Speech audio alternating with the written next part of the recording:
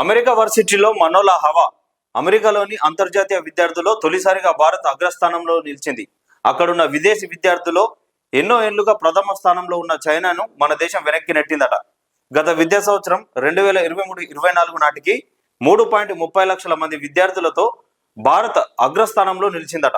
China విద్యార్థుల సంఖ్య 2,77,398 మాత్రమే.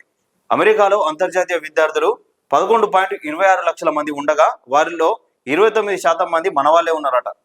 ఇన్స్టిట్యూట్ ఆఫ్ ఇంటర్నేషనల్ ఎడ్యుకేషన్ రూపొందించిన ఓపెన్ డోర్స్ రిపోర్ట్ 2024ను ఢిల్లీలోని సోమవారం భారత్లో అమెరికా రాయబారి ఎరిక్ గార్సెట్టి విడుదల చేసిందట. అమెరికాలో చదువుకోవడానికి ఎక్కువ మంది విద్యార్థులను పంపించే దేశంలో భారత్ మొదటి స్థానంలో నిలిచిందని ఆ నివేదిక వెల్లడించిందట. సో అమెరికాకు చాలా మంది ఉన్నత విద్యను అభ్యసించడానికి వెళ్తూ ఉంటారు కదా, అన్ని దేశాలకు సంబంధించిన విద్యార్థులు వెళ్తారు. సో అందులో ఇన్ని ఏళ్ళుగా చైనా ఉన్నదట మొదటి స్థానంలో. ఇప్పుడు మన భారతదేశం మొదటి స్థానంలో ఉన్నదట. దాదాపు ఎంత 3.30 లక్షల మందిని విద్యార్థుల్ని పంపించిన భారతదేశం అగ్రస్థానంలో నిలిచిందట.